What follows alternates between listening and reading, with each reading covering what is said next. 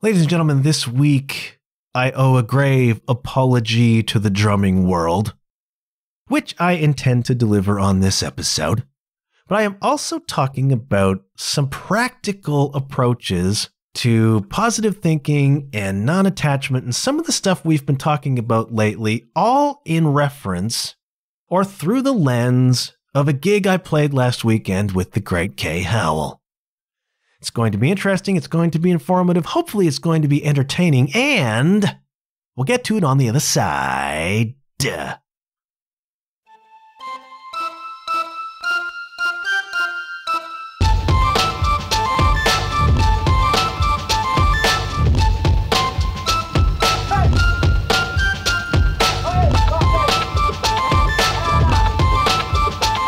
Hello, you're listening to the John Huff Podcast. Oh, yay. I have committed a sin against drumming. I'm not proud of it. It does me no great pleasure to confess that here publicly on this podcast. For the millions upon millions who will listen to it now and in the future, 100 years from now, when aliens come and they open up the time capsules that we leave here just before humanity becomes extinct. And in it, the Canadian government has put a copy of this podcast as a cultural artifact. It will not please me to know that the aliens will find my confession that I have committed a sin against drumming. So I had a gig last weekend with our old pal Kay Howell, the great Kay Howell, and I used the word gig very deliberately, okay? For me, I am one of these people who makes a distinction between a gig and a show. Now, a lot of musicians will use those terms interchangeably, and that's okay. I make distinctions, okay? A gig, for me, in my mind, is a somewhat loosely planned, kind of wide open evening where just about anything can happen musically, whereas a show is a rehearsed, planned, tightly delivered evening of music. I tend to be a show guy, but once in a while you wind up on a gig. And a gig can be, at times, a seat of your pants kind of prospect. And that can be fun too. You know, it is a great adventure sometimes being on a gig. Especially a gig with Kay, because more often than not, there is no set list. And even if there is a set list, we usually don't follow it. Okay, Kay's repertoire is such that she can play nearly anything. She has a recall repertoire of something around 1,000 songs, and that's probably growing now that she's a cruise ship person and she's doing dueling pianos. And she's on the spot to play stuff off the cuff night after night after night after night. She can play pretty much anything. And Kay, being one of these savant types, the most naturally gifted musician I think I've ever met, even if she has never played the song before, she can bring it to mind and her fingers will just make it happen. I don't know how she does that. There is a mysterious power. There are some people who have a natural ability that is just bewildering, okay? And so you wind up on a Kay gig, and you really got to be on your toes, and that can be kind of a fun exercise, okay? Now, I do not like screwing up. I do not like loose arrangements. They make me antsy because I always want to be really good, and Kay delights. She will look over at me with an impish little smile, knowing she's throwing me under the bus on a song, because somebody's called it out. I've never played it before. I might know the song, but I don't know the drum parts. And I got to find my way through it. And Kay absolutely delights in watching me do that. And for the most part, I pull it off okay. But there are moments when songs arise that create something akin to a moral issue for drummers, okay? And one of those songs is Don't Stop Believin' by Journey. Are you familiar with that? Have you heard that before 1 or maybe 10,000 times in your life? Don't Stop Believin' by Journey. And it's funny, you know, we get into some of the esoteric stuff here. There's this notion of thoughts become things. There's this notion of speaking your world into existence. A couple weeks ago, I'm driving around in my automobile. I'm motoring in my automobile. And I'm talking to my spouse or significant other about Don't Stop Believin' by Journey. And I'm saying to her that this is, for drummers, one of those sacred songs, okay? Because Steve Smith, the drummer for Journey at the time, back in the glory days, wrote this really interesting part for Don't Stop Believin'. All right, it is all toms and it is all bell of the ride cymbal, but there are very deliberate repeating patterns that happen throughout that song. It is one of these very articulated parts, a part that is consistent and repeatable. Steve Smith doesn't play gigs. That cat plays shows. And the drum part on Don't Stop Believin' is, for most drummers, iconic. And I said to my spouse, it's really dicey if you're in a cover band and the band wants to play Don't Stop Believin' because everybody in the world loves that one. And the drummer has got to know that part and nail it. And that takes a lot of work and a lot of friggin' practice, man. And so funny that a couple weeks later, I should be on a gig with Kay Howell, where, as I already said, almost anything can happen. And doesn't somebody call out, Don't Stop Believin'? Now, I have said to my spouse, and I'm saying to you, that for drummers, this is sacred. And if you're going to play that one, you got to play it right. And there I am with my proverbial pants down, because they called out Don't Stop Believin'. And I looked over at Kay. I looked right in the eye and I was like John McEnroe. I'm like, you cannot be serious. You're not going to make me play this. Now, Kay didn't get it. Kay didn't get the drummer's perspective on this song. It's just another keyboard song that she can play without even thinking about it. She begins playing, and then there I am. I'm already in it, man. I'm already thrust into this position of being the drummer on the gig who's covering Don't Stop Believin' and doesn't know how to play the drum part. And so with great shame and remorse, I faked the drum part to Don't Stop Believin'. And you know what? Nobody noticed and nobody cared, but I know, and I care. And my integrity is such that I carry a great stain upon my soul at having had to fake the drum part to Don't Stop Believin'. And it hurts me.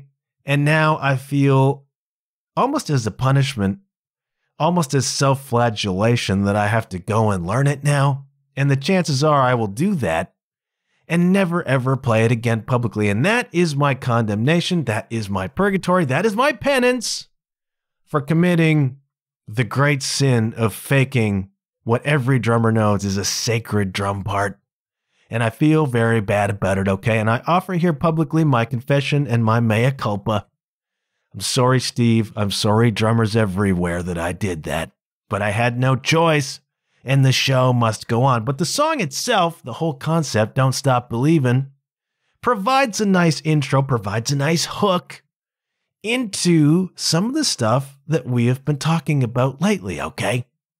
Some of this stuff about this notion that my psychologist, that my therapist has put in my head about looking at any given situation and saying, how can this work out great?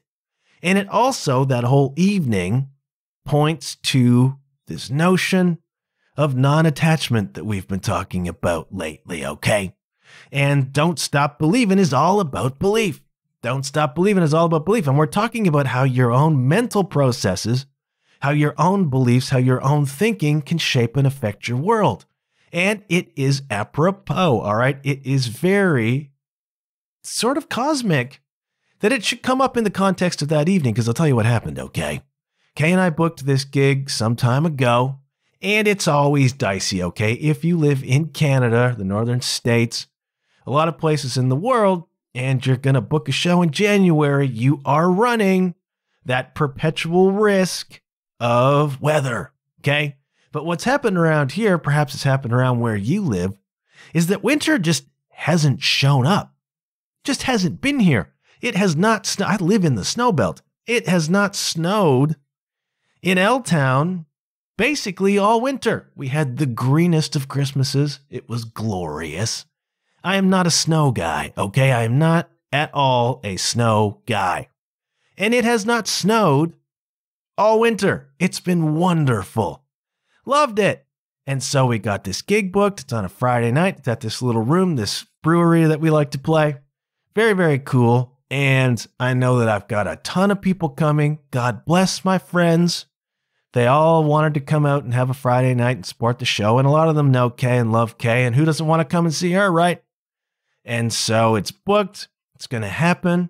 And doesn't winter come that day? I'm driving across town to the venue and it's just freaking snow. And there's warnings and everybody's talking. And it's like, are you serious, man? Are you serious right now? It has not snowed one time all winter. The night I got a gig and all the people are coming. Now you're going to have a blizzard. Now you're going to freaking snow. And for most rational people, they can look at that and they can go, well, it's January. That's going to happen sometimes. For me, it is the first step to tumbling down a freaking rabbit hole of existence. It's like, why is this happening to me? How can this be happening right now? I become personally offended by this notion that the weather, come on, are you serious right now? And I can very quickly, traditionally, drop down a deep, dark rabbit hole of negative thinking and of feeling like the universe is personally out to get me. And how can this happen? And we got all these people coming and now it's a blizzard. Now it's a blizzard and no one's going to come to the show and it's going to be crappy. It's going to suck. It's going to be just a complete disappointment. And I am trying to alter my way of thinking, okay? I am trying to alter my perspective on life in the world, okay? I have lived a lot of my life in a very pessimistic, negative, complaining sort of a way. And what that is a defense mechanism. I'm not going to go deep into the psychology because I'm not qualified to do that. But taking this cynical, negative approach to things is kind of a protection against disappointment, you might say. I have traditionally done that, but it becomes a habit. And then your approach to everything comes through that lens. You affix onto your psyche a negative, cynical lens, and that becomes what you see. Your world becomes what you focus on. And if you perpetually focus on the negative, what can go wrong, why things aren't going to work, this becomes your reality. And it's uncanny how that begins to show up. Now, I've come to realize this through therapy. And it's been one of my endeavors over the past few years to begin to alter my thinking about these things. And I talk about this stuff on this podcast, and it puts upon me a certain responsibility to walk the talk, Jack. And so here we had, on Friday night, a glorious opportunity to put these things into practice. How can this work out great? And how can we practice non-attachment in this scenario whereby what was supposed to be a really big, fun evening might now be destroyed by something as arbitrary as weather? And it's dangerous when you begin becoming personally offended by arbitrary things. The weather is not out to get me any more than the weather is out to get you. It just happens. It's Canada. It's January. And so I had to, on the drive over, begin to put into practice this thinking process of how can this work out great? And it is a practice, okay? In the same way that I trained myself to look at life through a defensive, cynical, negative kind of lens as a self-protection, looking at it through a positive and optimistic lens also takes practice, all right? This is not a switch you can flip. And it feels very unnatural in the beginning to 180 your approach to things. And those parts of you that made you negative in the first place kind of rise up to fight against that. You feel really silly talking positive when you've spent most of your life being kind of negative. But again, it's a practice, and here's an opportunity to practice. So we're driving over, and I think there are a few actual techniques a fella can employ to begin to look more positively at a situation, to begin to work from this perspective of how can this work out great? And I think the first thing you've got to do is cultivate a general method or a general approach to thinking that is positive. That's a long way of saying, I think you need to develop the habit. It's not something I've done. I'm working at it, but I think you need, generally speaking, to approach life with a certain positivity. And that sets you up for these scenarios where it looks like it could go bad, but you're already approaching from a positive frame of mind. It's much easier to get to a positive approach to a situation if you're coming from a positive momentum. Like I said, it feels weird sometimes when you've been a negative thinker or a defensive thinker to think positively. It feels naive. It feels a little bit Pollyanna. But if you've cultivated this notion of being positive more generally, then you encounter these situations and they're easier to navigate.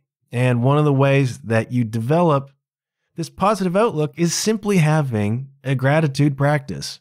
This is something that I work on too, where every day, every morning over my coffee, I just simply express gratitude for 3 things. And it could be something as simple as the coffee and the chair I'm sitting on and the roof that's above it. Something very simple.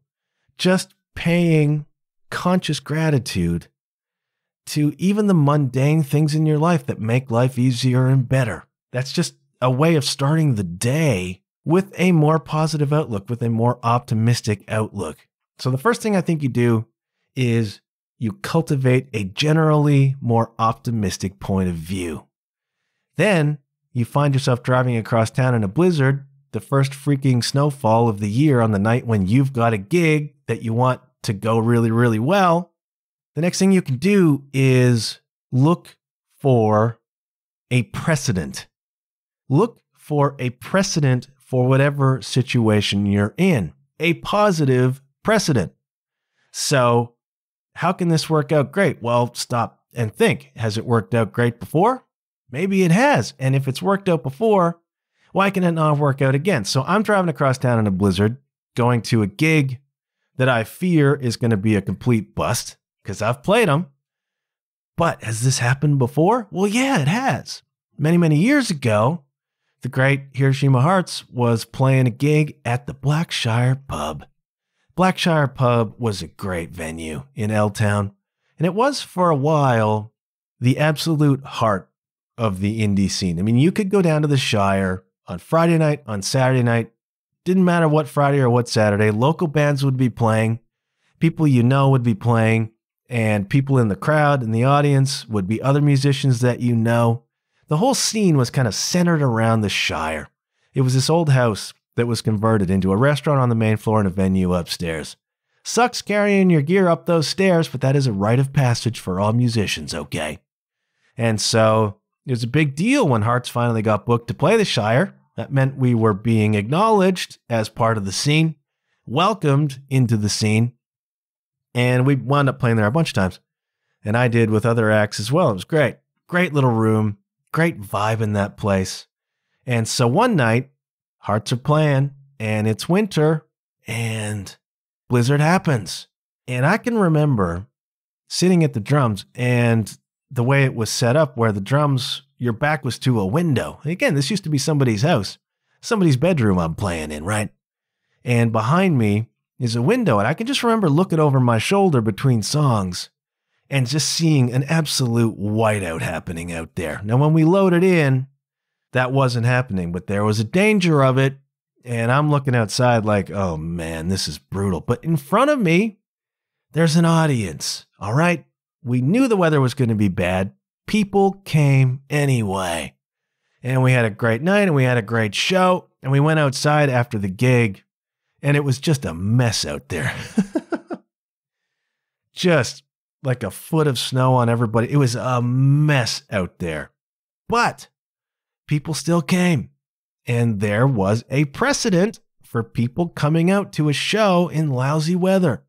I saw it playing Home County Music and Arts Festival I played a few years ago with Broomsticks and Hammers. I think it was opening night on the main stage, and it was just piddling down rain. This happens, man. In the summertime, you worry about rain. In the wintertime, you worry about snow. The rain was coming down, and we're on the main stage. It's a big deal as a local indie band to be on the main stage at a festival like that. And it guts you because the weather's terrible, and you're like, nobody's going to be there. But we show up, and there were people there. They were on their lawn chairs. They were huddled under umbrellas. It was not the ebullient summer scene you hope for. I had that when I played the festival with Carly. That night, nope, but people came anyway. So there was a precedent, right? And can we just take a minute to lament the Shire? Blackshire Pub was torn down several years ago, replaced by retail space and condominiums. We mourn the passing, one of probably close to 10 venues that this city has lost in the last 7 or 8 years. The pandemic was responsible for probably half of those. Others have just gone, and it has gutted the local scene. Wherever it was centered, it's just gone. And that sucks, man, but it provided a precedent for last Friday night where I could be driving to the gig, seeing the weather and being like, well, you know what? Home county, it rained and they came. That night we played the Shire, people came. Maybe there's some hope. Maybe there's some hope that this can still work out great and that some people will come and that we'll still have an audience and we'll still have a vibe and we'll still have a gig. So, cultivate a positive mindset generally. Next, look for positive precedent. And the third thing I think I've already touched upon, which is simply gratitude. Simply having gratitude, even in what looks to be a negative situation, can be so powerful. And so we're driving over there, and I'm like, what can I be grateful for here? Well, I can be grateful that I'm playing a gig at all. All right. Look through the first couple of years of the pandemic, there weren't really any gigs. So I can be grateful that I had a gig at all, that the world was such that we could do that again. I mean, that's big picture stuff, right? And I can be grateful that I was playing with Kay. I almost never get to play with Kay. There was a point in time when it looked like Kay was going to be my next gig. Like at a certain point in 21, we were talking about focusing on the Kay Howell thing. And we were going to do her music and we were going to play. And that was going to be kind of the next step for me. And then Kay got an offer she couldn't refuse. And off she went to be a cruise ship person. And she is now sailed all over the freaking world. She's seen all these amazing places and amazing things. She has this really interesting and cool life aboard ships, pianos on the high seas, and that's freaking fabulous for her, man. Fabulous. You know, sometimes opportunity knocks, kids, when you least expect it, just out of nowhere. Here comes the opportunity of a lifetime, and you got to be ready for it. So, Kay and I were going to do the thing. We didn't wind up doing the thing because she went off and became a cruise ship person, and that's fabulous. And so we don't get to play together as much as it looked like we were going to. And so I could be grateful that my dear friend Kay was back in town and that we booked a gig. Even if we only play, a couple times a year together, I can have this gratitude for those opportunities. Grateful for a gig at all. Grateful to be playing with Kay. Grateful that it was an early gig. At very least, if the weather stayed lousy, we'd play the gig, we'd be done early, we'd pack home, I'd be home probably by 10 o'clock, all right? At least it's not one of these, I'm driving at 2 in the morning in a freaking blizzard, and that's another gratitude. It was a local show. It's not like I had to go 2.5, 3 hours out of town to play this thing to nobody, and then drive home in the middle of the night in a blizzard, which I've done before, and that will really suck the life out of you, man. Driving in a blizzard at all sucks. Driving in a blizzard, having gone and played to nobody, that's really demoralizing, man. And I've had that experience before, and it's not freaking fun. So it wasn't one of those. So I could say, okay, even if the gig winds up that there's nobody there, and that's disappointing, it's an early show. I can be back home again very quickly. It's not a long drive. And there's just these gratitudes that you can cultivate. And I was grateful to have snow tires. And I was grateful that the traveling was safe and that the roads were relatively cleaned off. Now, there's a lot of things, even little things, that you can point to and just be grateful for. And it all contributes to this notion of being more positive. How can this work out great?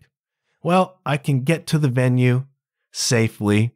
We can set up and play and have a good time together. And even if there isn't an audience, it's great to be playing with my friend and we can have a good time. And I can be home again safely when it's over. You know, it can work out great on that level. And so I began to go down this dark rabbit hole when I saw the snow flying, and that's a trigger for me for whatever reason. I don't like the snow, and when it starts falling, I get personally offended, particularly under those circumstances. But here we go. Let's train ourselves to reverse our thinking. Let's look for the positive, look for the optimistic. And so by the time we get to the gig, I'm feeling better about it, even though it's just snowing and it's wet and it's just brutal, man. Winter, I really do not enjoy winter. And it's been gray. It hasn't snowed, but it's been gray, gray, gray, gray, gray. Now, as I talk to you today, it's frigid, minus 27 wind chill. But the sun is out, and boy, that feels nice when you're sitting inside. Another optimism, another silver lining. Of course, the other part of this game is the non-attachment, right? And so I'm driving to this gig, preparing to get upset that nobody's going to come because the weather's bad. And right off the bat, that is an attachment, right? That is me being attached to the notion of having an audience. That is me depending on this factor, this audience factor, to make it a good gig for me. And that is attachment. And what have I been saying all along that I borrowed from the Buddha? Life is suffering, and the suffering comes from attachment. So if I am not attached to needing an audience to play for, I am no longer bothered by the prospect of not having an audience to play for. This is revolutionary stuff, man. If you don't need that, if you are not attached to having an audience, then it doesn't matter if there isn't one. And I'm going to refer to the Tao right now, okay? The Tao Te Ching, which is the spiritual text which most resonates with me. And it's all about this, man, this notion of non-attachment. This is chapter 2 of the Tao. Therefore, the master acts without doing anything and teaches without saying anything. Things arise and she lets them come. Things disappear and she lets them go. She has but doesn't possess, acts but doesn't expect. When her work is done, she forgets it. That's why it lasts forever. Things arise and she lets them come. Things disappear and she lets them go. No attachments. No attachments to having an audience. No attachments to playing well. No attachments to impressing anybody. No attachments to keeping the gig. She does her work. In my case, she goes to the gig and plays the best she can and lets it go. No attachment to any of that stuff. Chapter 37. When there is no desire, all things are at peace. When there is no desire, all things are at peace. When there is no desire, no need, no attachment to playing for an audience, all things are at peace, right? This is the stuff, man. This is the attachment that I'm talking about. When you cling on to these things, when you depend on certain parameters for something to be good, and those things aren't met, you wind up in the suffering. One more from the Tao. This is from chapter 55, okay? The master's power is like this. He lets all things come and go effortlessly without desire. He never expects results, thus he is never disappointed. He is never disappointed, thus his spirit never grows old. Ho ho! He never expects results, thus he is never disappointed. Do not get that wrong, because there's a cynical way you can look at that. You could say, I never expect anything because people always disappoint me. I never expect anything from everybody because they never freaking deliver. And that is a negative approach to the world. What this passage from the Tao is saying is that the results don't matter. The work is what matters. One of my favorite passages in the Tao says, do your work, then step back, the only path to serenity. Do what it is you do, and then let go of the results. Once you become attached to the results, once you become attached to having an audience, then you're setting yourself up to be disappointed because it depends on more than what is intrinsic. It depends more than just doing the work. Derive your pleasure, derive your meaning simply from doing the work. As it says in the Bhagavad Gita, you have the right to your labor, but not to the results of your labor. And that can be a very, very difficult thing to take on. That can be a difficult belief to internalize. You have the right to your labor, but not to the results of your labor, because we live in a results world and we want results. And I understand that, and I struggle with this all the time. That's why I begin to get into a snit when I'm driving to a gig in the snow and feeling like nobody's going to come and it's going to be a bust. Not that Kay and I can just go up and have a good time and play together and have a laugh and nobody comes and no big deal. We'll have fun being together because we're friends and we like to play. And you're not approaching it that way. It's like, this show is not going to be any good. This gig is not going to be any good unless there's a lot of people there to see it and be part of it. You become attached to that, you set yourself up for suffering. When you become attached to whatever result it is that you want, and you don't get that result, you suffer. And instead of acknowledging the work you did, being proud of, fulfilled by the work you did, you just become disappointed by not getting the result you wanted or getting the response you wanted. And I struggle with this every damn week, putting out this podcast. But it's all, as Ram Dass said, grist for the mill, man. Grist for the mill of awakening. Grist for the mill of detaching, of not being attached to the results. And so there's all of these practices that come into play in a simple scenario like it's snowing. And I'm delighted to tell you that people came to the gig anyways. And so now what I've got is another precedent for the next time I'm going to go play and the snow is falling or the rain is falling. And I can say to myself, well, is there a positive precedent for this situation? Yeah, there is. That night, Kay and I played the brewing co-op, and it was awful outside, and the place was packed anyways. And I could have gone down a really dark hole, right? I could have shown up at that gig just feeling negative and miserable and offended by the universe. And even seeing that an audience came, it would have been tainted because I would have had this little stain on it of coming into it with a bad attitude. And it might have affected my playing. And it might have just made the evening bad. See, if you show up in a good frame of mind, it's infinitely more likely that you will have a good time. You will have a good evening, even if the circumstances aren't the best. But if you show up in a bad frame of mind, it's also infinitely more likely that you'll have a bad evening, even if the circumstances are good.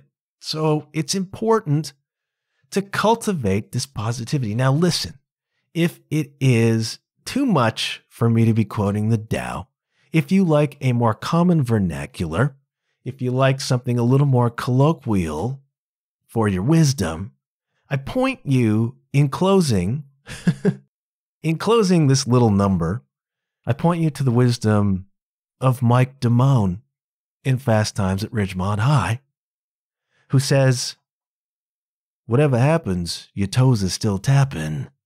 Whatever happens, your toes are still tapping, man. It's the same concept. Whatever's going on, you keep it upbeat, you keep it positive. Even if things are going bad, you're not getting that chick or she's not happy or whatever. Whatever happens, man, your toes are still tapping. The wisdom, the Tao of Mike Damone in Fast Times at Ridgemont High, a fledgling Taoist, at least until the pool shed scene. So I encourage you, I implore you kids, in any given situation, and I know snow kiboshing your gig is different from, say, a cancer diagnosis. I understand there are levels to this, but can you begin to cultivate a positive frame of mind through gratitude? Can you look for positive precedents to any given situation? Can you look for things to be happy about and grateful for in any given situation? And can you practice not attaching to whatever results it is you think you need in order for something to be good? This is high level stuff. It's very difficult stuff, but I think it's the nectar, man. I think it's the important stuff to begin to look positively look optimistically, and just detach to the extent you can from those triggery things that create suffering. I'm still working on this. I'm still learning this. I'm still encountering this, but I'm pleased to tell you, I took that approach into Friday night eventually. And, dare I say it, it worked out great. Time now for the Patreon plug. Ladies and gentlemen, there is a Patreon page for this podcast. It is patreon.com/John Huff Podcast. I have set this up to give you, the listener, an opportunity to support this program in such a way that you don't have to listen to a lot of ads. I've been watching your NFL playoffs. I am an NFL playoff fan. I play fantasy football, but I do not have a team to root for, and I do not watch throughout the season.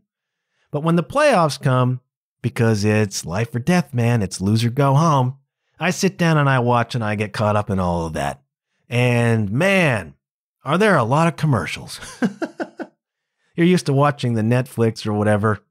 Holy freaking commercials. Very, very irritating. And so it is on podcasts.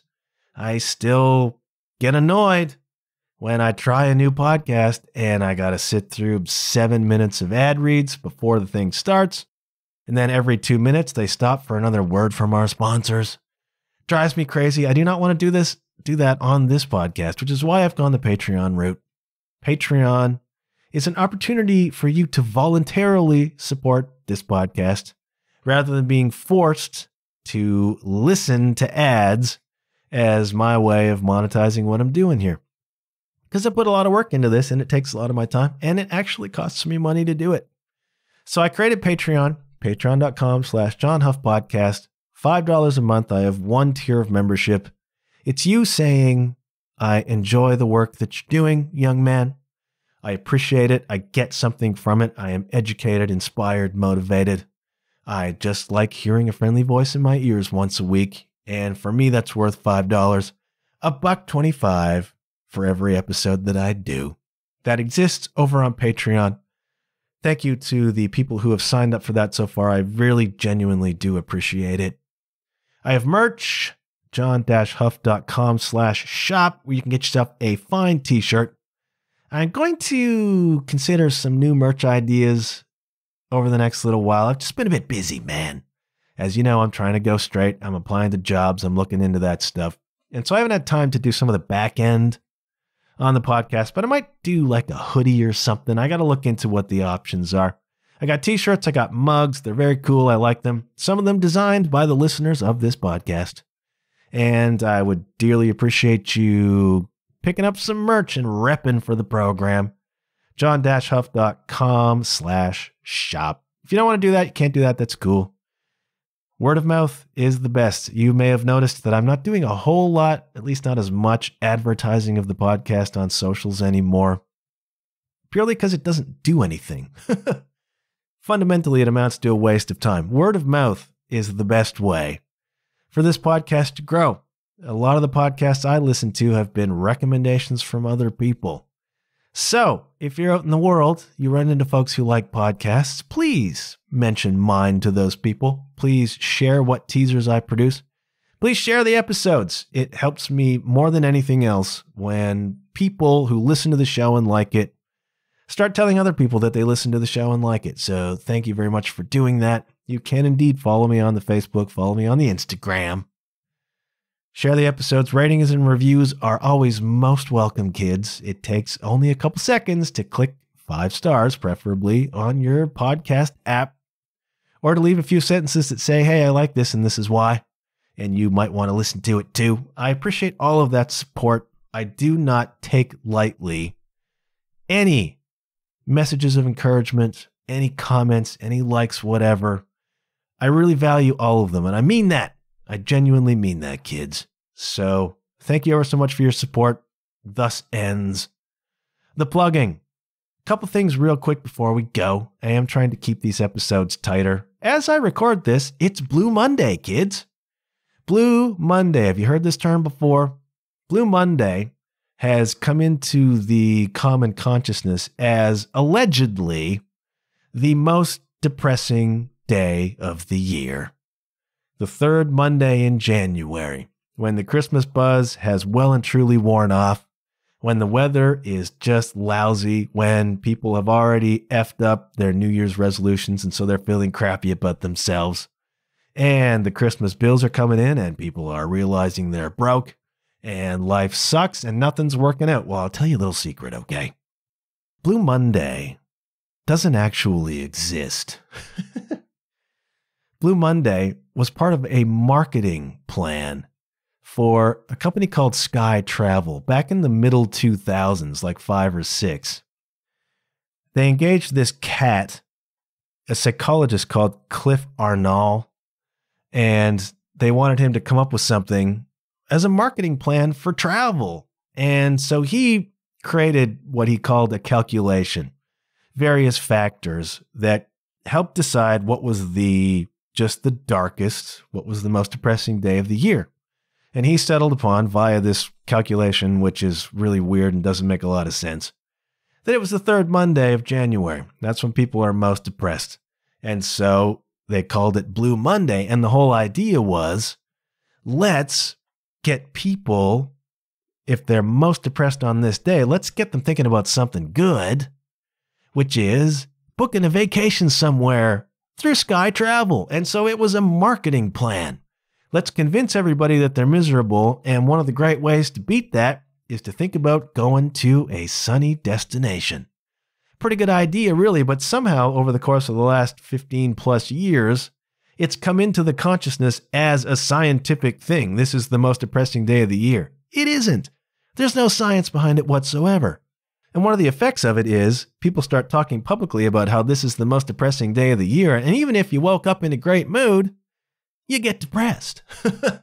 So it's got this negative effect. It's like a self-fulfilling prophecy. Well, this is the most miserable day of the year. Science says so. So I guess I'm miserable too. And man, doesn't life suck. Well, stop that. All right. Go through all of the stuff that I've already talked about on this episode. Okay. But the truth is, seasonal affective disorder does exist. SAD, as they call it. Because especially this time of year in the Northern Hemisphere, it's short daylight hours if the sun comes out at all. It's been behind clouds for weeks around here. And it is cold, and there's less opportunity to go outside. And yeah, the Christmas buzz is over. I mean, it's possible right now that you may be feeling a little bit down because it's that time of freaking year. So I encourage you, if you are feeling down, to begin cultivating positive habits, okay?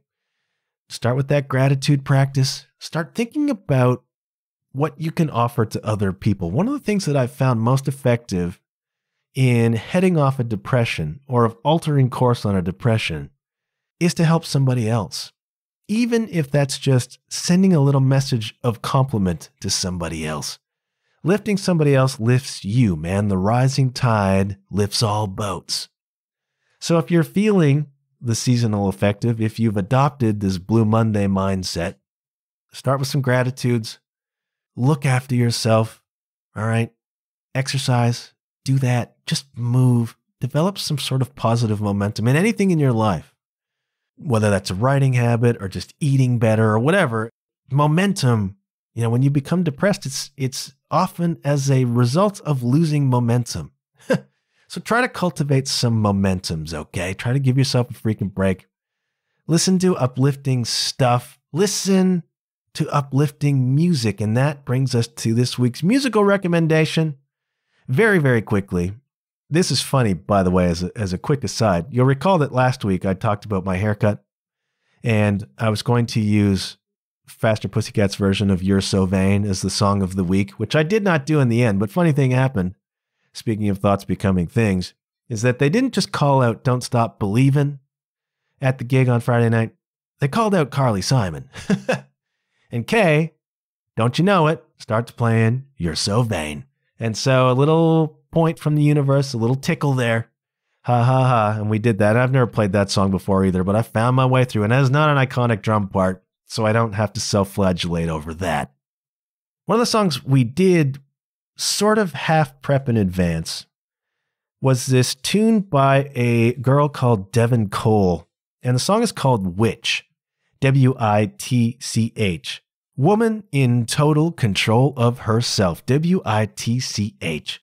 And I cannot find out a lot about Devin Cole. She's got millions of streams on Spotify, so obviously somebody knows about her. Pretty sure she's Canadian, so she's a pop singer-songwriter. And this song, Witch, is just great. It's got this really nice, deep groove. It's so catchy. So catchy. And I just really, really like it. And if you're looking for something to get your toes tapping a la Mike Damone, go listen. I'll put it on the 2024 playlist, which now exists on Spotify. Okay, go look it up. John Huff Podcast, referenced on the podcast 2024. 4 or 5 tunes on there, just accumulates throughout the course of the year. I will add Witch by Devin Cole to that list. An infectious, grooving, bouncing, dancing pop song. Great chorus, very, very catchy. She's cool. I like her. I'm going to listen to more of her music. And again, I think she is Canadian. I think she's got dates coming up in Hamilton, Toronto, around Ontario in February. So if you check that song out and you dig it, you might want to go check out a Devin Cole live show. I dig her. She's cool. I like that song. All right, I'm going to go. This is longer than I wanted it to be, but we're talking about important stuff these days, kids. We're talking about important life stuff. And I need to do that so I can work my way through it, okay? Hope you're getting something from it too. I want to thank you for listening. I want to wish you the very best of 2024. I hope you're doing great so far. I am rambling now, so I'm going to shutting up, except to say, hey kids, good things do happen when you put yourself out there. And I'll check you later. Yeah.